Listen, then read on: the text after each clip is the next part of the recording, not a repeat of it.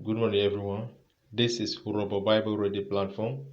Today I'm reading Matthew chapter 6, verse 1 to 3 in Urobo language.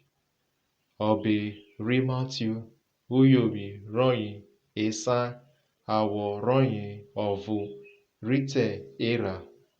Verse 1. Joma uto woru ese we iraru re igwo rere aye womre we oda dia otioyin wogbi sewo osawe obaru re ose rohe obo ogiwu. Verse 2. Oki woderu esi wowokwuru ukpokpo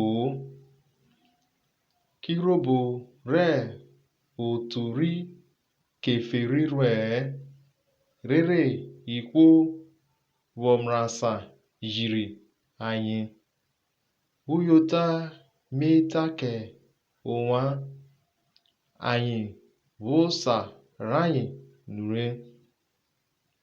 Verse 3.